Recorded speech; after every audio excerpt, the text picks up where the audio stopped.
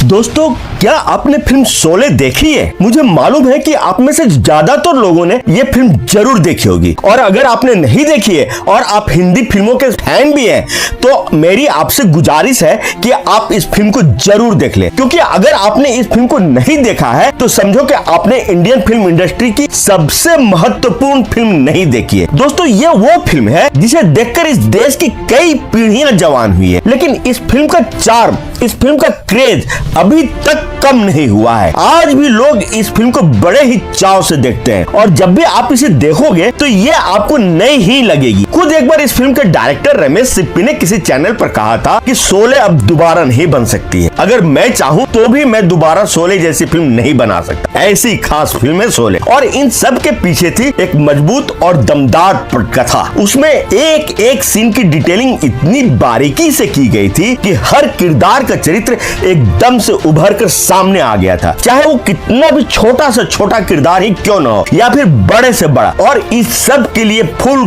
Credit goes to Salim Javed. उन्होंने एक ऐसी दमदार पटकथा लिखी जो अपने आप में मुकम्मल थी। हालांकि उन पर कई विदेशी फिल्मों से सीन चुराने के आरोप जरूर लगे, और पूरी फिल्म एक जापानी फिल्म सेवन समुराई से इंस्पायर होने की भी बात कही गई, लेकिन इस बात के लिए सलीम जावेद की जोड़ी की तो तारीफ जरूर करनी ही चाहिए कि उन्होंने उसका भारतीयकरण ऐसे किया कि लोग समझ ही नहीं पाए कि यह फिल्म किसी विदेशी फिल्म से इंस्पायर थी, या कई सारे सीन विदेशी फिल्मों से हूबहू उठाए गए थे। खैर, उस वक्त जब यह फिल्म रिलीज हुई थी तब आम लोगों को इस बात से कोई मतलब नहीं था कि इसका कौन सा सीन कहां से चुराया गया है। उन्हें इससे कोई लेना देना नहीं था। उन्हें तो बस वो मुकम्मल फिल्म देखने से मतलब थी जिसमें मारधार, नाच गाना, हंसी मजाक, इमोशनल सीन सब कुछ बैलेंस तरीके से था, और यही इस फिल्म की खासियत भी थी। जी हाँ दोस्तों, तो ऐसी फिल्म है शोले। तो बने रहिएगा अंत तक इस वीडियो में हमारे साथ। ये वीडियो बहुत ही रोचक होने वाली है। और हाँ, वीडियो में आगे बढ़ने से पहले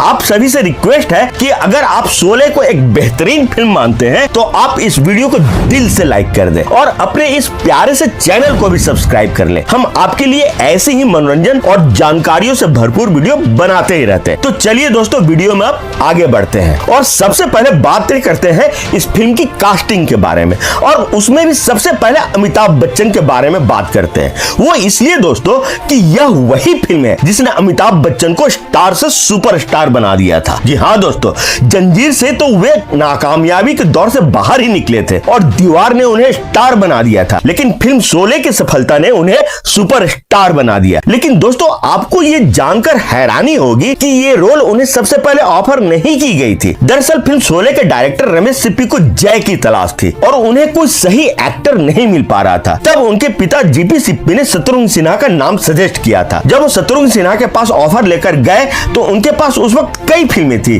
फिर भी उन्होंने रमेश सिप्पी से पूछा कि उन्हें कौन सा डेट चाहिए, लेकिन रमेश सिप्पी उस वक्त किसी और उलझन में उलझे हुए थे। दरअसल फिल्म शोले के लेखक सलीम जावेद ने रमेश सिप्पी को जय के रोल के लिए अमिताभ बच्चन का नाम सजेस्ट किया था, लेकिन रमेश सिप्पी के पिता ने शत्रुघ्न सिन्हा का नाम सुझाव में दिया था। रमेश सिप्पी समझ नहीं पा रहे थे कि पिता की बात माने या फिर सलीम जावेद की। उसी दौरान शत्रुघ्न सिन्हा जब बार बार रमेश सिप्पी से डेट पूछ रहे थे तो रमेश सिप्पी उन्हें ठीक से जवाब नहीं दे पा रहे थे। बाद में शत्रुघ्न सिन्हा को पता चला कि जय का रोल अमिताभ बच्चन को मिल गया है। शत्रुघ्न सिन्हा ने अभी कुछ साल पहले ही एक चैनल को दिए इंटरव्यू में बताया था कि जब उन्हें पता चला कि शोले में अमिताभ को चुन लिया गया है तब उन्हें अच्छा नहीं लगा था, लेकिन बाद में उन्हें लगा कि अमिताभ ने जो मुकाम उस फिल्म से पाया और आज वो जिस पोजीशन पर हैं वो गर्व करने वाला है। हालांकि इस स्टोरी का एक और वर्जन भी है, और कहा जाता है कि जय के रोल के लिए धर्मेंद्र ने रमेश सिप्पी से अमिताभ बच्चन के नाम की सिफारिश की थी। दरअसल कुछ साल पहले धर्मेंद्र ने इंडिया टीवी चैनल के एक प्रोग्राम में बताया था, मैंने ये खुद से पहले कभी नहीं कहा, लेकिन अब वो यानी कि अमिताभ बच्चन खुद से कहने लगे हैं कि जय का रोल मुझे धर्म जी ने दिलवाया था। तो मैं आपको बता दूं कि दरअसल वो आते थे मेरे पास, इसलिए मैंने उनके नाम की सिफारिश कर दी थी, वरना ये रोल शत्रुघ्न सिन्हा को जा रहा था। और जब ये बात शत्रुघ्न सिन्हा को पता लगा तो उन्होंने मुझसे पूछा, पाजी मेरा ये रोल उधर क्यों दे दिया? फिर मैंने उनसे कहा, यार मुझे कुछ समझ नहीं आ रहा था। अब वो पहले आया था तो मुझे लगा कि मैं उसके नाम की सिफारिश कर दूं। दरअसल उन दिनों धर्मेंद्र और अमिताभ दोनों ही एक फिल्म चुपके चुपके में एक साथ काम कर चुके थे, और उन दोनों की एक अच्छी खासी ट्यूनिंग बन चुकी थी। तो जैसे ही अमिताभ बच्चन को पता चला कि रमेश सिप्पी जय के रोल के लिए किसी एक्टर की तलाश कर रहे हैं, तब अमिताभ बच्चन ने धर्मेंद्र से उस रोल के लिए उनके नाम की सिफारिश कर देने की बात कही थी। अब कौन सा वर्जन सही है यह या तो रमेश सिप्पी जाने या फिर अमिताभ, धर्मेंद्र और शत्रुघ्न सिन्हा। खैर आगे बढ़ने से पहले मैं आपको बता दूं दोस्तों कि इस फिल्म के लिए सबसे पहले धर्मेंद्र, हेमा मालिनी और संजीव कुमार की कास्टिंग सबसे पहले हो चुकी थी, क्योंकि तीनों ही पहले से जीपी सिप्पी की फिल्म सीता और गीता में काम कर चुके थे और इसके डायरेक्टर रमेश सिप्पी से इनकी अच्छी खासी ट्यूनिंग जम चुकी थी। धर्मेंद्र और हेमा को बीरू और बसंती के रोल के लिए तो संजीव कुमार को ठाकुर के रोल के लिए चुन लिया गया था। गब्बर के रोल के लिए डैनी डांगजगोप्पा के नाम पर लगभग फाइनल हो ही चुका था, लेकिन किन्हीं कारणों से बात नहीं बनी और वे इस फिल्म का हिस्सा नहीं बन पाए, जिसका उन्हें सदा मलाल रहा था। एक और हीरो थे जिनको ये फिल्म ऑफर की गई थी, वो भी ठाकुर का रोल, लेकिन उन्होंने भी फिल्म में काम करने से मना कर दिया था और इस बात का भी मलाल उनको बहुत सालों तक रहा था। जी हाँ दोस्तों, मैं बात कर रहा हूँ दिलीप कुमार साहब के बारे में। अब ये दोनों क्यों नहीं इस फिल्म का हिस्सा बन पाए, इसकी वजहों का जिक्र मैं बाद में करूंगा, लेकिन उससे पहले मैं आपको बता दूं कि कोई भी स्टार पहले अपने वाला रोल करना नहीं चाहता था। सभी एक दूसरे के रोल को करना चाहते थे। जैसे धर्मेंद्र ठाकुर का रोल करना चाहते थे क्योंकि उनको लगता था कि फिल्म का मेन हीरो ठाकुर ही है, और उस समय अगर देखा जाए तो उस फिल्म के सभी कलाकारों में धर्मेंद्र की कॉमर्शियल वैल्यू बाकी सभी कलाकारों से ज्यादा थी। लेकिन फिर उनको समझाया गया कि अगर वो ठाकुर का रोल करेंगे तो फिर हेमा मालिनी के ऑपोजिट बीरू वाला रोल संजीव कुमार को देना पड़ेगा। और आपको बता दूं कि उस वक्त दोनों ही, मेरा मतलब धर्मेंद्र और संजीव कुमार दोनों ही हेमा मालिनी को चाहते थे, और यहाँ तक कि संजीव कुमार ने तो हेमा मालिनी को प्रपोज भी कर दिया था। वही धर्मेंद्र को समझाया गया कि अगर संजीव कुमार वीरू का रोल करेंगे तो उनको हेमा के साथ ज्यादा टाइम बिताने का मौका मिल जाएगा और फिर हेमा उनको हाँ कह देगी। जैसे ही ये बात धर्मेंद्र को समझ में आई, वो झट सा वीरू का रोल करने को तैयार हो गए। वही दोस्तों कहा जाता है कि संजीव कुमार पहले गब्बर का रोल करना चाहते थे, लेकिन जब उन्होंने अपनी ये इच्छा जाहिर की तो उनको फॉर्मली कह दिया गया कि उनके अलावा ठाकुर के रोल के साथ दूसरा कोई कलाकार न्याय नहीं कर सकता है। लेकिन मैं आपको पहले ही बता चुका हूं कि ठाकुर का रोल सबसे पहले अभिनय सम्राट दिलीप कुमार को ऑफर की गई थी, मगर तब दिलीप कुमार को समझ में नहीं आया था कि यह रोल कितना बड़ा है और यह फिल्म कितनी बड़ी हिट होने वाली है। उनको लगा था कि इतने सारे कलाकारों के बीच उनका रोल कितना ही बड़ा होगा। फिर उनके मना करने के बाद ही यह फिल्म संजीव कुमार को ऑफर हुई थी, क्योंकि उस समय अभिनय के मामले में अगर दिलीप कुमार का कोई काउंटर था तो वे थे संजीव कुमार। फिर ऐसा भी सुनने में आता है कि कुछ समय के लिए अमिताभ बच्चन भी गब्बर का रोल पाने की कोशिश में लगे थे, क्योंकि गब्बर का रोल था ही इतना पावरफुल और सभी को लगता था कि फिल्म में सिर्फ ठाकुर और गब्बर ही मेन हीरो है, बाकी तो सब सपोर्टिंग कलाकार है। लेकिन उनको भी मना कर दिया गया था।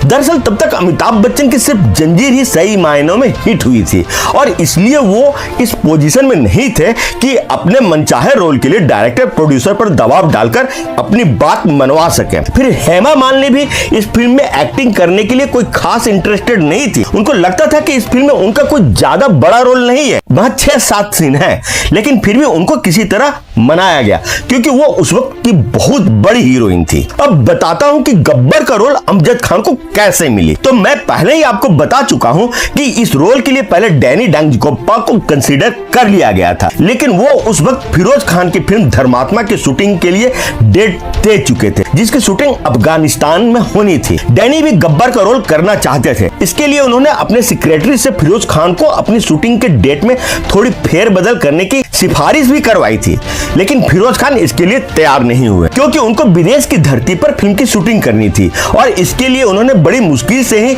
सारी फॉर्मेलिटीज पूरी की थी। अब इसमें एक बार फिर से बदलाव करके वे और कोई जोखिम लेना नहीं चाहते थे। फिर डैनी को गब्बर सिंह के रोल के लिए रमेश सिप्पी को मना करना पड़ा क्योंकि वे फिरोज खान को नाराज नहीं करना चाहते थे। हालांकि डैनी के इस वर्ताव से फिरोज खान थोड़े नाराज जरूर हुए थे। खैर, डैनी के मना करने के बाद फिर से एक दमदार कलाकार की खोज शुरू हुई जो कि उस रोल के साथ यानी कि गब्बर सिंह के रोल के साथ न्याय कर सके। फिर सलीम जावेद ने उस रोल के लिए अमजद खान का नाम सुझाया। वे अमजद खान को पहले से ही जानते थे क्योंकि वे मशहूर कैरेक्टर आर्टिस्ट जयंत के बेटे थे और वे यानी कि अमजद खान मुंबई के थिएटरों में काम करते करते अपना नाम बना चुके थे। हालांकि रमेश सिप्पी भी थिएटरों में पहले से ही अमजद खान का काम देख चुके थे और उस हिसाब से वे उन्हें थोड़ा बहुत जानते भी थे। लेकिन फिर जैसे ही उनके नाम की सिफारिश सिफारिश रमेश सिप्पी के पास आई। उन्होंने उनके बारे में फिल्म शोले में ठाकुर के नौकर का रोल निभा रहे सत्यन कप्पू से उनके बारे में पूछा, क्योंकि सत्यन कप्पू भी कई प्ले में अमजद खान के साथ काम कर चुके थे। सत्यन कप्पू ने झट से हाँ कर दी और उनके बारे में बहुत सारी अच्छी फीडबैक दी। फिर अमजद खान को ऑडिशन के लिए बुलाया गया। इससे पहले सलीम जावेद को किसी बस स्टैंड पर अमजद खान पहले ही टकरा चुके थे। तब सलीम जावेद ने उन्हें यह बताया तो जरूर था कि उनके किसी फिल्म में उनके लिए एक बहुत बड़ा रोल ऑफर किया जाने वाला है, मगर वो रोल कौन सा होगा और किस फिल्म में है ये तब उन्होंने नहीं बताया था। फिर जैसे ही अमजद खान को गब्बर सिंह के रोल के लिए